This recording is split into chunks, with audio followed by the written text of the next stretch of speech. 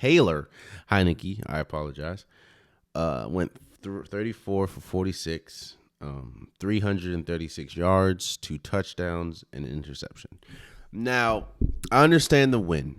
First and foremost, Washington had no business winning, but they did. You know what I'm saying? So I'm not going to take away the win, even though, again, a lot of it was aided by the incompetency of the New York Giants, but they got the win. So I'm not going to, But the question today is, should Washington feel secure with Tyler Heinicke as their quarterback? Meaning, should they really make a call for Cam Newton or somebody? And here's it's tough, right? I'm going to be objective. Tyler Heinicke looked good. Let me first say that. Tyler Heinicke looked really good. He looked better than I thought he would, especially in a divisional game against a defense that I thought was straight. Tyler Heinicke looked good. I mean, he threw for 336 yards. He looked good. 2 touchdowns, 2 interception.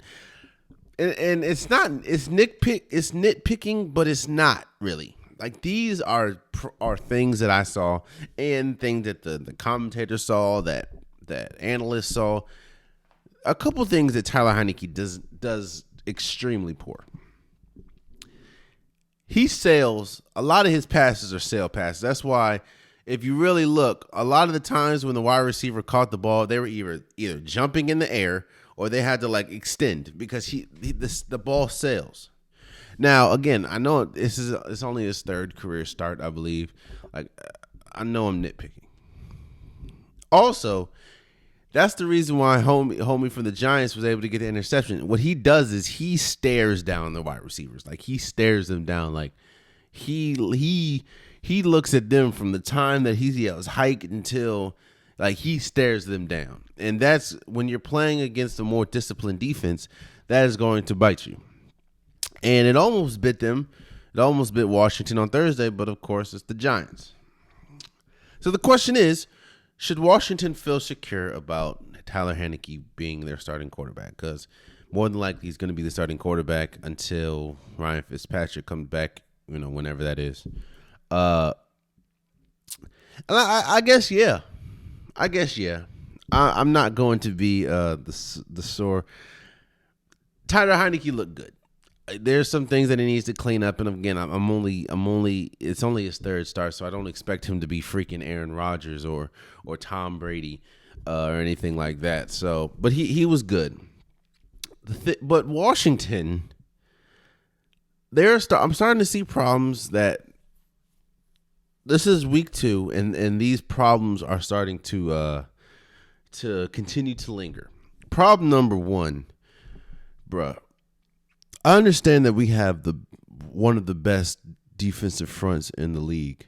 I get Washington has one of the best defensive fronts in the league.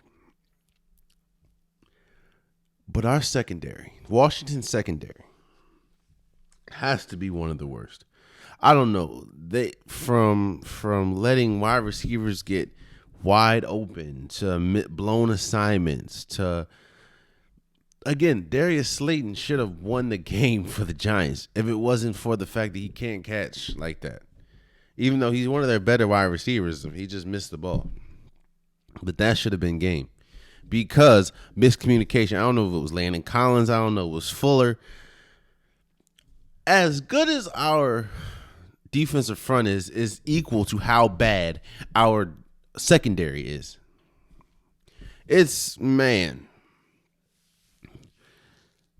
Our offensive line is pretty good. Our running, Antonio Gibson, he was good. JD McKissick was straight. Our wide receiver core was good. Terry McLaurin had a night. Sims was cool. But this, man, Washington is not going to go anywhere if that secondary doesn't improve. And that's just facts. We can win games, but think if we were playing a better team or a better quarterback or whatever like that, we would have lost that game. I mean, the first half was pretty ugly. First half was pretty ugly. Um, but hey, we're 1-1. So Washington's 1-1. The Giants are 1-2.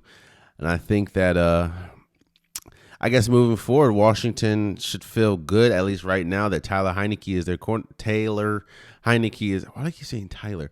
Taylor Heinicke is their quarterback. I mean, he looked good.